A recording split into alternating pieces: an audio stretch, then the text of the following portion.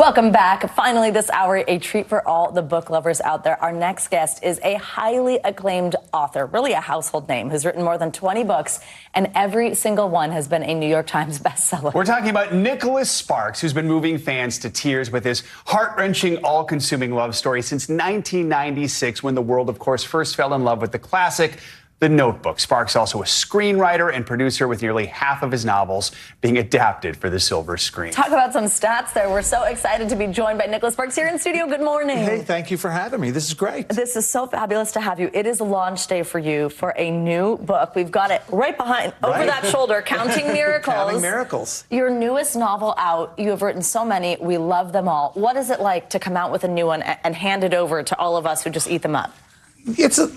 Well, it's different now than it used to be, right? Yeah. I've been here and done that, right? Of course, The Notebook, it was like, gosh, I wonder if anyone's even going to find The Notebook in the store. They did. Now, it's really exciting. You know, this is a novel I'm really proud to have written. It was challenging in a lot of ways. And it's exciting because I think people are really going to love the story. I'm excited for them to read it. What can you tell us a little bit about the story? 3 people in the story. The main male protagonist, a guy named Tanner, former military, worked for USAID afterwards.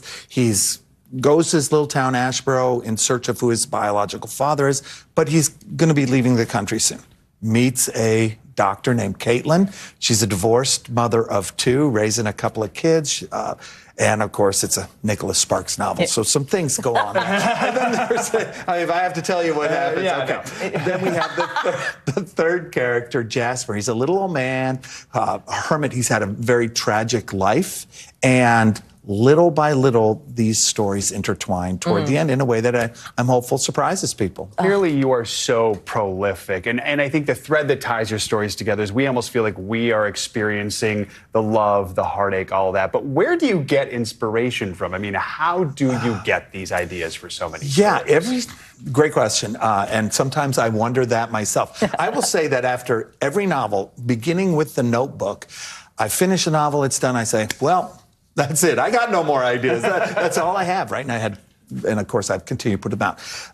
They can come from an image. This novel came from an image, an old man injured in the woods with a dog over him. Didn't know who the old man was, who the dog was, how he got injured, but that's how it started. Others, I start with a theme. Others may be inspired by family, like A Walk to Remember was kind of the story of my sister's battle with cancer. So you start with one idea and you just build out until you have a story. God, let's talk about the adaptations that have come through this. You've worked with Mandy Moore, you mentioned Walk to Remember, Ryan Reynolds, Rachel McAdams, Miley Cyrus. What is it like to watch one of these books? You know, you're an author, but then you end up on these movie sets with these A-listers, and not to mention Broadway. That was a huge milestone for you. Right. Yeah. I've been very blessed with the producers, the directors, and the casts of all my films, and I think what's really neat is we're all on the same page, always on what do we need to do to make this the best possible film that we can do, even if it differs a little bit from the underlying story. And I'm okay with that change. You are, okay. And then you have the actors, and they come in and they have to stretch themselves because they have to make a lot of different emotions feel very real.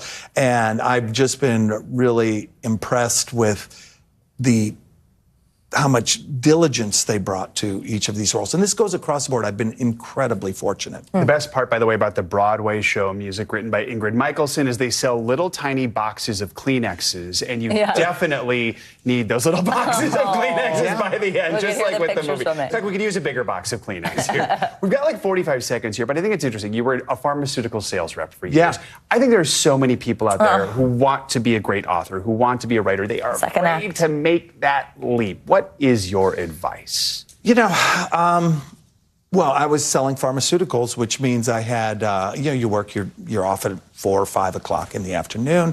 Whenever you're off, you have time in the evening to work, and that's what I did. If you want to be a writer, it comes down to really a couple things. You got to read a lot, and you got to read in a variety of genres, because you got to know how stories work or don't work. And so try to learn from whatever you read. That's one. And then number 2, you got to make time to sit in front of the keyboard or the typewriter or a pad and actually write. And those are the two things. Without those two things, you're not going to be a writer. Oh, Nicholas Sparks, what a treat. It's so Thanks for awesome to have having you me. here. Congratulations on the new book. Again, it is out today. Check it out. It's called Counting Miracles, wherever books are sold. Thank you for joining us. Thank you so much for having me. Congrats again. That is going to do it for this hour of Morning News Now.